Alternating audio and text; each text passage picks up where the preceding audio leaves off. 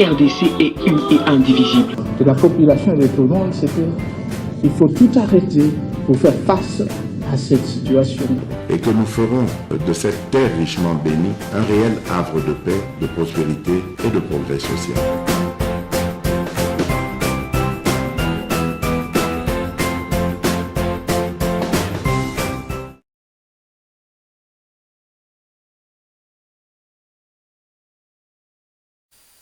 Bonjour, merci Bozolanda MKBS partout à travers le monde. Merci, confiance, paix, fidélité, Bopesa, chaîne Nabiso, Bozalina Mbandaka, Bozalina Boende, Bozana Basankusu, Bozo Landabiso, na Lodia, Bozo Landabiso na 24 communes à Kinshasa, Bozana Kimbanseke, Bozana Ngaliema, Bozana Ndili, Bozana Maluku, Bozana Kimbanseke, Bozali na commune ya Kinshasa, bisikanga na kozala candidat, na kozala pe candidat na Lukunga. Merci, na confiance, pe fidélité, vous continuez à partager nos émissions, vous continuez à liker, à commenter, parce que c'est ensemble que nous serons très forts. Waouh! Nous avons cette émission, Mokolo Moko extraordinaire. Les ezali Mokolo Oyo, Nzamba Sepelaki. Moto Oyo a participé à la vie Nangai. Vous savez, moi, quand je suis arrivé, Nazo Salatou, les gens ont croire Nangai. Ils ont vraiment bandé comme Nangai net. Est-ce qu'il y a besoin de l'eau? Est-ce que. Mais il y a Moto Moko Oyandi Makingai. Mais d'ailleurs, quand Kolongo y a les lotes, il y a pourquoi nous sommes allés si bien photo pour c'est ma femme. Abotami Lelo, la plus belle femme du monde. Hier, bazakami balete. Ata to bandeli mukili mbala kama. Ngana kolinga kakaye. Très forte. La maman de Krinovic. La maman de Glomefa. La maman de Benmefa. Et aujourd'hui, Talande Azawan, joli à Kosakanate. Oba, c'est avec la lettre F majuscule. Félicia Alana Masala, Kankolongo. Que le bon Dieu te garde, chérie, qui te donne la force de continuer. Merci de nous avoir supportés. Pas facile, mais on est là, on tient le coup. Surtout Zotala Lelo. Tu baloni bana moke, tu boti bana Krinovic aujourd'hui, à 4e primaire, donc bientôt là, mon azozo a certificat, parce qu'il passe en 5e. Beaucoup de faiblesses, mais tu me supportes toujours. Quel bon Dieu te bénisse, te musika, mon tando mundole, Yohan, c'est ma femme. Aujourd'hui, c'est un jour. Nous sommes décidés pour tout ça le volant en ce jour aussi spécial. Merci. Voilà. Donc, c'était pour madame. Bantangu sur Balanda Gangai, Bandili. En commençant, nous pouvons monter, il faut un cadeau, il faut que la madame. Nous devons avec cette publicité, il y a un zembo naïe. En tout cas, sur le tour madame Nangaba Kadote, à Toyoganate. En tout cas, il y a un mogo, mais ma femme, il faut que cette tala, maman tel, na Paris à Tindi tala, papa tel, na États-Unis tala, Jean-Claude, na Paris, Tindi la madame. Et ça, madame, madame, il faut se payer là. Il faut se la fête. Il faut faire ça dimanche. Maintenant, sentir bien. Merci. Tu m'as mis à l'info à l'élo, tu connais comme un solo et Kabila. Qu'est-ce qui se passe à Kengakati ces derniers temps? Qu'est-ce qui se passe? Bokoyeba na mokolo. Bakandi même Moutoumouba qui charge la sécurité naïe, qu'est-ce que se passe beaucoup? Alors, Batubabini, et selon Basso, son sous, même au Lenga, donc perquisitionner, pas naïe, qu'est-ce qui se passe dans Kingakat? Qu'est-ce qui va arriver? Bokoyeba, Moutoumouba Mounisi Mawana, Bakangie, Mini Bakupeke, Painaye, Makamboza et Belé, le Komona Nyonso, na émission ya Mokolo. Pourquoi Bakangie? Pourquoi Bakangie? Pourquoi? On va tout le du solo, na bino Mokolo ya Lelo. Mais alors tout d'abord on a info du jour. Soyez prêts pour les informations du jour. Je crois que Zali na Togobandana par l'info du jour. S'il n'a rien à cacher, la CENI doit accepter une contre-expertise, d'autant plus que le fichier actuel est perfectible selon la CENI qui envisage notamment l'enrôlement des communes, estime les évêques de la SENCO. Donc, l'évêque va continuer à exiger que Denis Kadima a fondé le fichier, Batubaya Kotala Lisusu, s'il pense que il est dans le fichier, exact, Andi Makaka, qui est expert, Baya Kotala Likambouana. Mais pour la Denis Kadima, on a commis distraction, ce n'est pas encore temps, il y a que fan de la Makambo ya Seni, dès lors que Makambo Seki et Liboso, au Bango Bazali, vraiment, qu'on va étaler peu Bango. Je vous avais dit que parmi déclarations, au Salamaki, il y a Fayoulou, ba catholique, ba Tobaye Bisaki, ale ba Bongo, na boule et que ceux qui a le Bongo, Baninga Moussou va rejoindre. Mais aujourd'hui, on dit qu'ils ont la Matata, ils ont la Katumbi, Batiki Fayoulou Yemoko, Fayoulou maintenant a isolé, a te place ni a koki ko bandela, te place na koki ko soukela. Et là, vraiment, il y a un embarras de choix. Maintenant, c'est l'église catholique pour se racheter. Nous devons dire que ça y est. Oui, c'est que c'est une affaire de Yako a fondé la carte fichier pour que bateau batala. Alors, le général Souvano Kassongo Martin, pas question de marche au rond-point Kitambo magasin. Cet endroit est réservé pour le parking. Voilà. La SENCO n'est pas pour la recomposition des membres de la CENI, mais pour les élections inclusives à tous les candidats. Ok? Va changer position. Quand on parle de l'exclusivité ici, il faut que maintenant pour la Katumbi.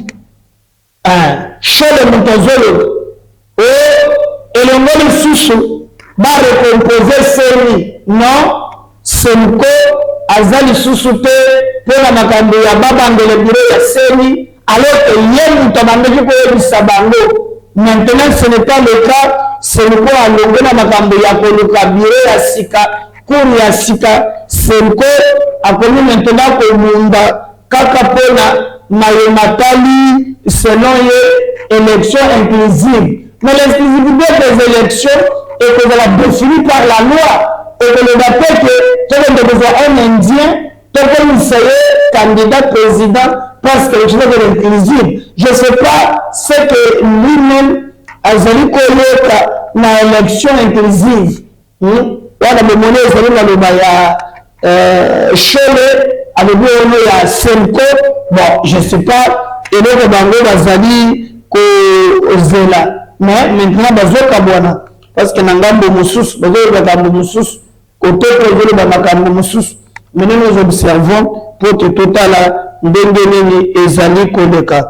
Aruchuru au nord d'Ivu, en province du Nord Kivu, la société civile alerte sur un nouveau déploiement de l'armée rwandaise et ougandaise sur les sols congolais.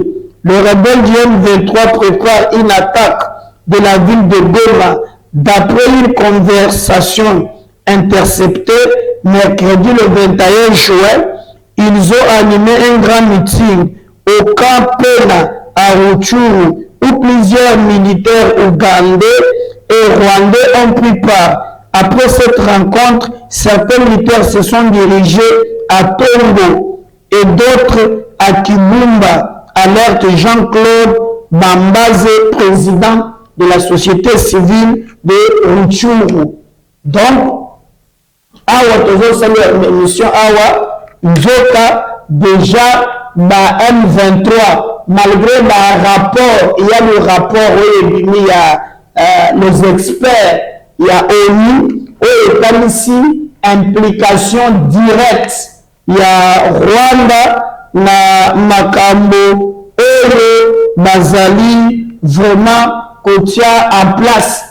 Alors on ne comprend pas comment na Rutshuru lelo, bien que EAC wana ezali, je crois que ezali ambusu roche, eza makambusu clarté et va s'entraîner lobby dans 23 vraiment souci na bango ezali ba attaquer Boma pour ba obtenir dialogue pour le baki na ba EAC que non ba kotika na bango menduki ba kobunda to côté Kinshasa angi na dialogue à négocier na bango. Alors Tshisekedi Félix, président de la République, pour lui pas question, il y a kokende kokanisa likambo wana ki bakoki ko discuter na bango. En tout cas pour naye ça ne passera pas.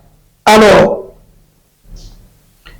le président Félix Antoine Tshisekedi est attendu ce vendredi 23 juin à Kananga, selon le gouverneur du Kasaï central qui annonce que Félix Tshisekedi va lancer les travaux du projet d'urgence pour la résilience urbaine de Kananga. Le projet d'urgence de la résilience urbaine de Kananga vise à mettre fin aux têtes d'érosion qui menacent le chef-lieu du Kasaï central situé au centre de la République démocratique du Congo.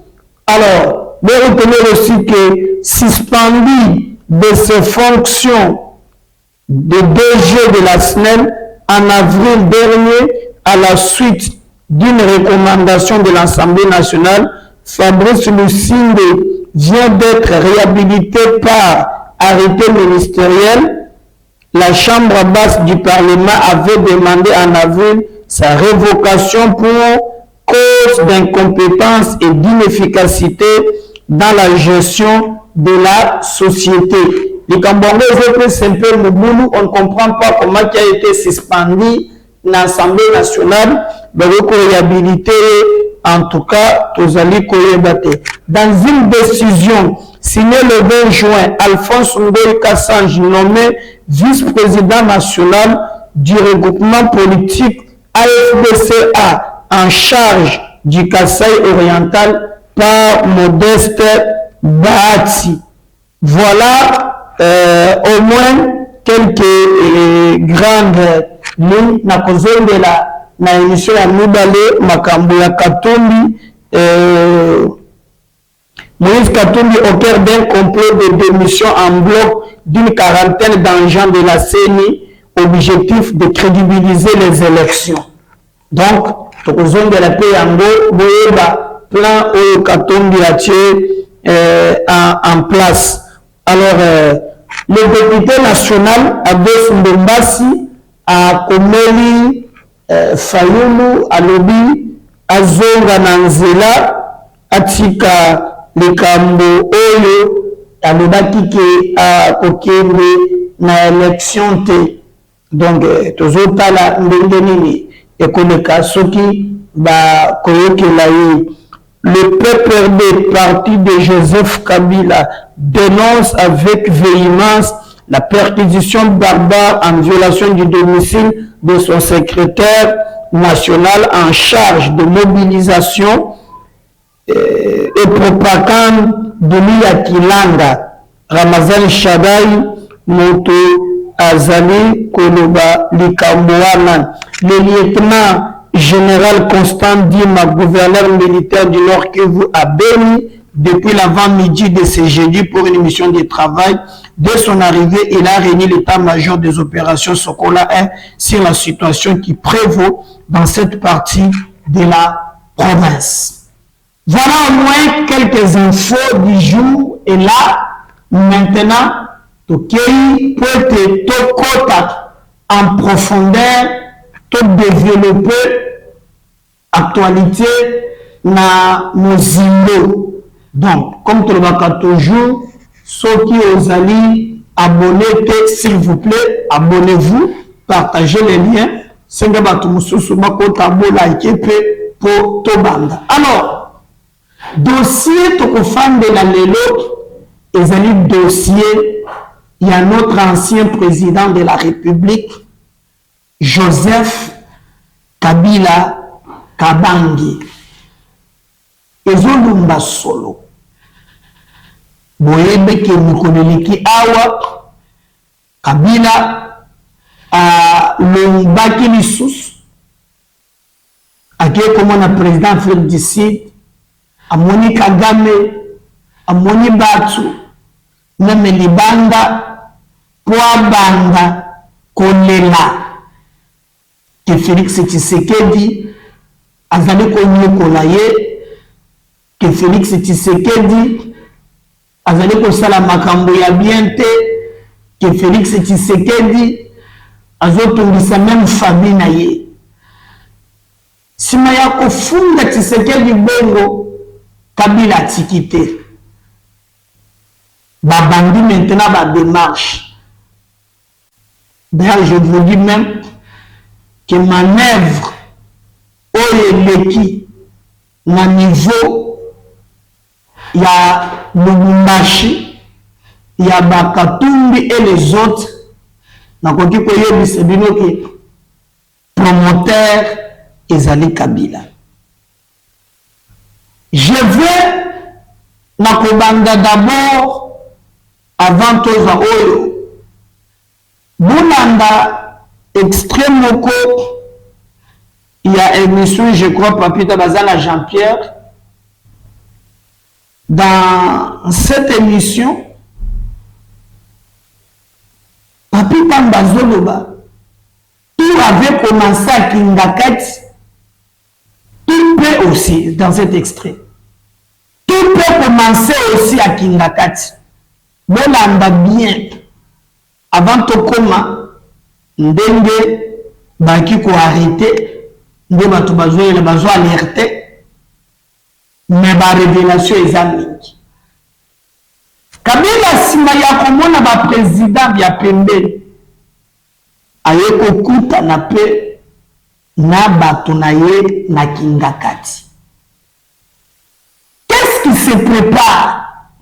Kabila bandi koloba o ndenga zawana banda 2020. Il y a le sous-souté, na contact, na Félix Tshisekedi. Azata na numéro na yete. Banda 2020. Il n'a même pas son numéro. Chose grave. Non seulement le mec qui n'a pas son numéro, mais il a dit, dictateur électrique, il faut maintenant résistance.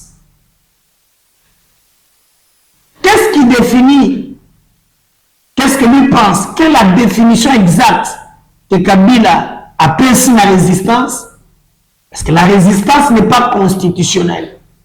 Nambo Kanabiso, Tozali, na opposition reconnue par la Constitution. Mais Awa Kabila a résistance. Comment ils vont résister? En tout cas, Bamakamboza, nous devons maîtriser vraiment sans la résistance, dès que nous résister, Kaka Kabila Yemoko. Alors, nous avons certaines sources, que trafic Afrique d'ici, Zimbabwe, on cite même Bakongo Yao Bazalaki na armée yakala. baza na kati ya préparer eloko moko pour déstabiliser mboka. Et d'ailleurs, vous avez entendu Kabila parler noir sur blanc qui va se prononcer. Et si vous regardez ces derniers temps, il y a des tractations. Il a eu le cutis. Sotaliba Mindele, Kabila a reçu l'ambassade des États-Unis. Baumeli mingi basoloni.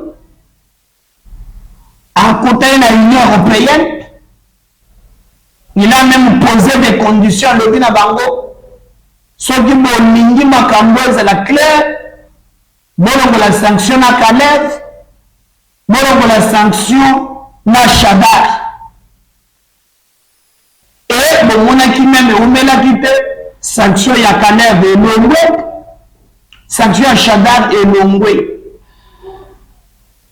Avec quelques opposants, bazali maintenant koluka ndenge nini ya kotia moto na mboka. Ndenge nini moto ekopena na mboka. Bamema nde babengaka essence. Bapelisa moto. On parle même na makambo ya manduki. Oyo bango na logique na bango bazali ko préparer. Donc que beaucoup na bango le que tout avait commencé à Kingakati. Et tout peut partir en dehors de Kingakati. Ils ont la nuance.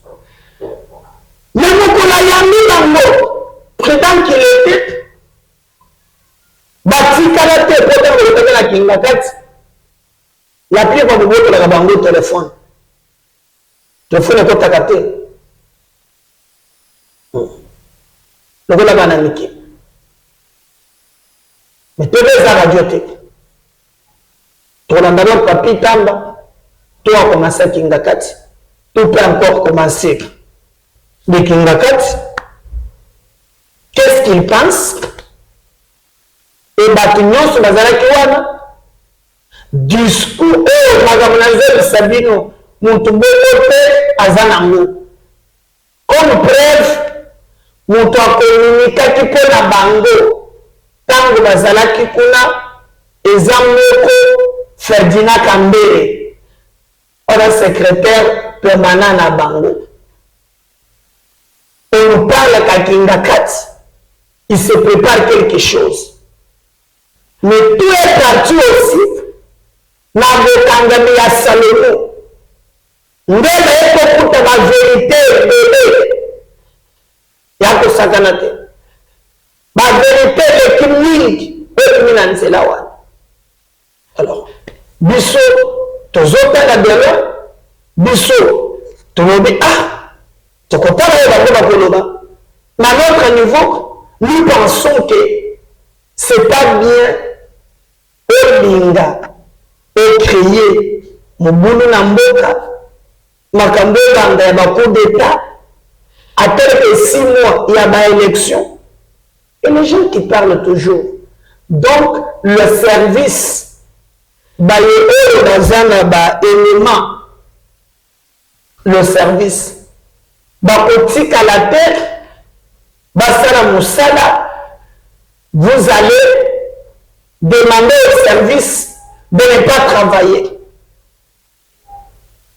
Avant que le makam, ndekeni, bakangi, bango bazo dénoncer, ce colonel Seguinus, celui qui s'occupait de la sécurité, il y a Kabila. Mais nous allons suivre quand même, bamakambo mususu.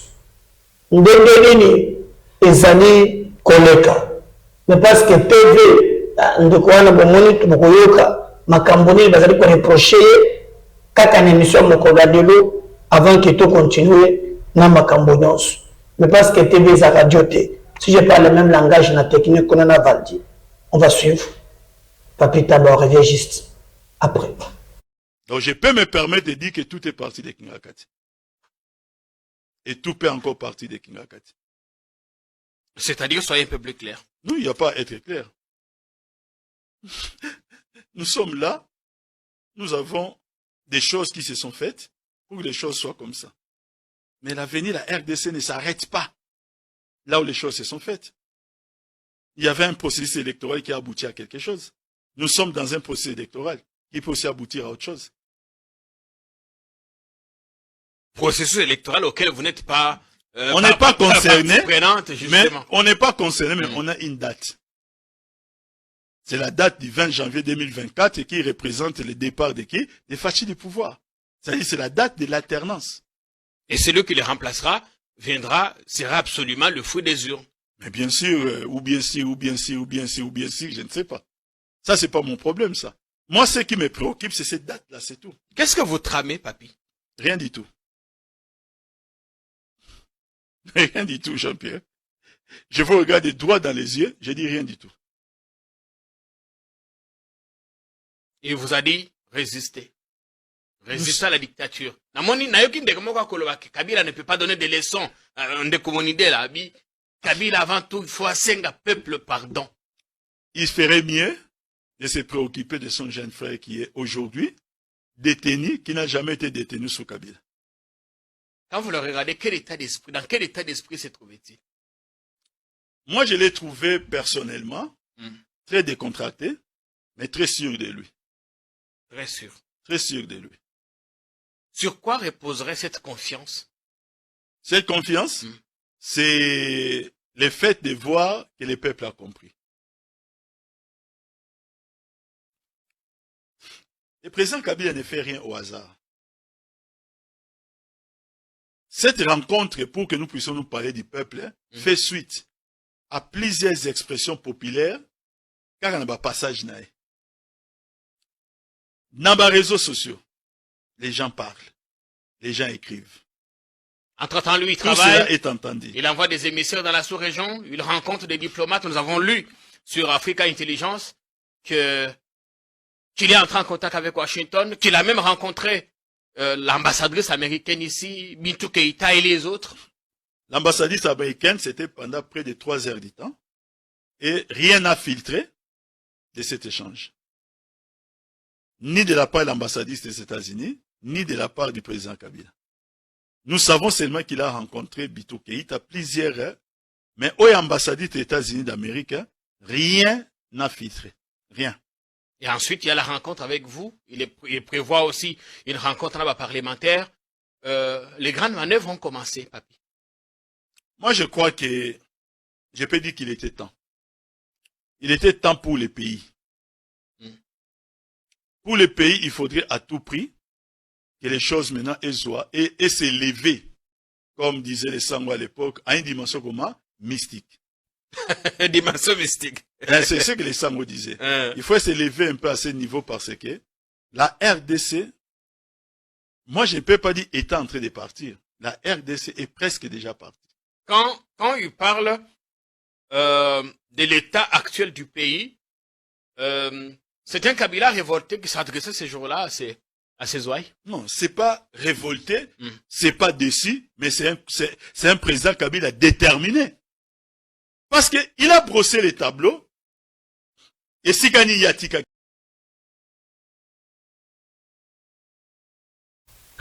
Voilà. Bolandi bien. Mais maintenant, il il va plaire. C'est celui qui s'occupe de la sécurité. Voilà, Yewana Yakabila. Il paraît, selon Bango, Kaza innocent. Et que plein de perquisitionner Kingakati et Zali, et que Moutouana Bakanga qui est. Moi, j'attends que le service communique de manière officielle. Mais celui qui a dit que tout est bandé na Kingakati, et que bandé la Kingakati, Boyo ce qu'on m'a camboalobi, selon ce que lui prétend qu'il m'a enlevé Oyo, on va revenir juste après. Bonsoir tout le monde. C'est depuis le 21 février 2021 qu'il a été décidé de retirer la garde républicaine, la sécurité et président Joseph Kabila, pour remplacer par 75 policiers. Aujourd'hui, ça va totaliser 853 jours, 852 jours. Les éléments commis à sa garde, il y a policiers, on a 75 policiers, ont été choisis par la hiérarchie de la police. C'est après 852 jours. Depuis la place, on vient encore se poser des questions ou quoi que ce soit, je ne sais pas. Nous apprenons l'arrestation par la garde des républicains, s'il vous plaît. Il y a chef à sécurité, il y a police, parmi les 75 policiers désignés, nous avons répété en mot très bien, désignés par les pouvoirs eux-mêmes. Qu'est-ce qui se cache derrière? Maintenant, je vais demander aux avocats, comme aussi aux juristes, il y a Union Sacrée, de nous éclairer un peu en termes de procédure. La garde républicaine qui interpelle un policier ou un officier supérieur à police de surcroît affecté affecté pour la sécurité d'un ancien président de la République. Ça, c'est quelle procédure? Ce dossier va être transmis à quel tribunal? Où devons-nous déduire de la sécurité chef de l'État a été menacé et qu'on devait l'interpeller? Mais même si c'est le cas, souka, on doit transmettre ça à la justice. C'est quoi ce genre de procédure? On veut un peu comprendre. Que les amis nous disent ce qu'ils cherchent et ce qu'ils veulent. Ça sera plus simple pour eux. Au lieu de se mettre comme si il commis un jeu. Chers amis, on parle de la vie des pères de famille. Continuez à arrêter les innocents comme vous êtes en train de le faire, en espérant qu'il n'y aura pas d'effet réverbérant. Ça, c'est mal comprendre le monde qui n'appartient à personne, mais qui appartient à Dieu.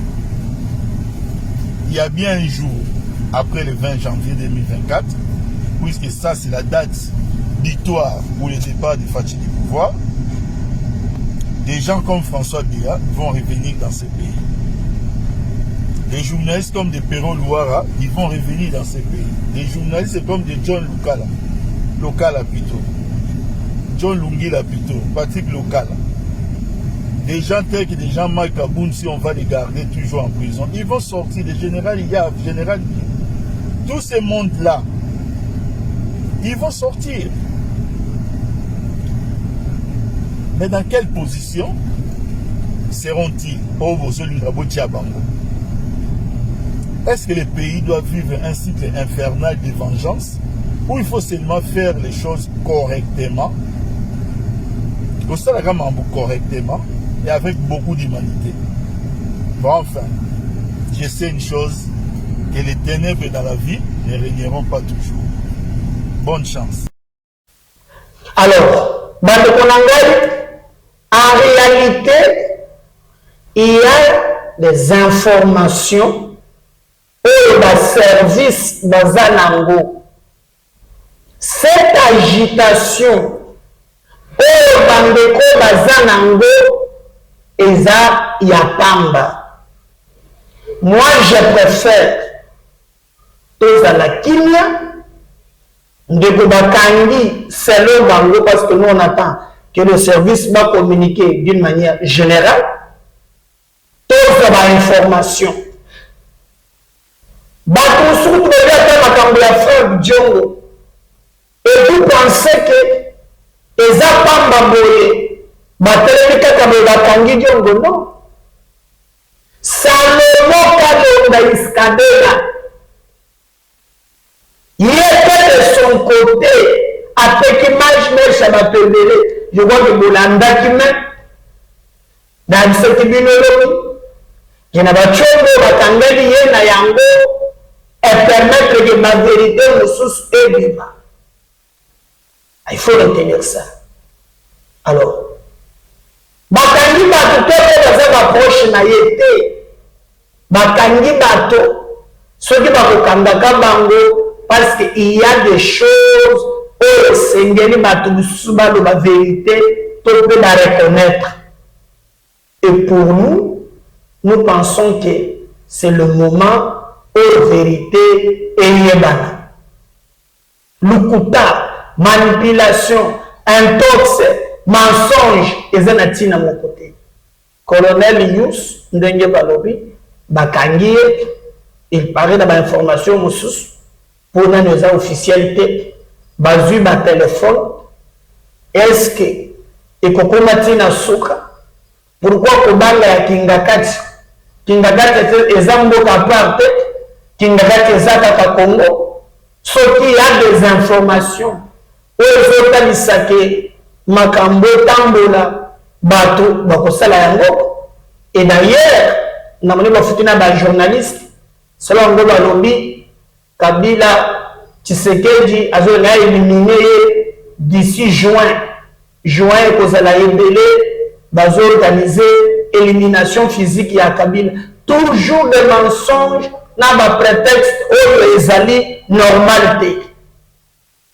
Nous pensons que batika ba service, babangi sabango pe, basala musala na bango ndenge longo bali. Est-ce que les mamans ya elenge moko na kilebe makambo ya Salomon, bazaki na Jacques Dibou. Beaucoup l'andamé que eux, bato gangaka awa, et ça pas de pour bato sous, bazalaki vraiment qu'on va makambo. Mais quand vous commis, on dit non, bazoki ba téléphone, na katia ba téléphone, nde ba vérité. Toko kende wat. Est-ce que bako personne qui ndakati, je vous dis, il y a des informations. Les animaux à monter, côté Ndambo ya Kabila, ou dans service Bazanango. Ça nous d'attendre maintenant tout le monde, parce que quelqu'un m'avait dit, Bobo Sanate Pascal Nissouba, n'a Denis Sassougues. On va revenir, partager les liens, bon liker, bon commenter. Parce que si le Seigneur ne revenait pas, je reviens tout à l'heure à numéro Moussous. Merci.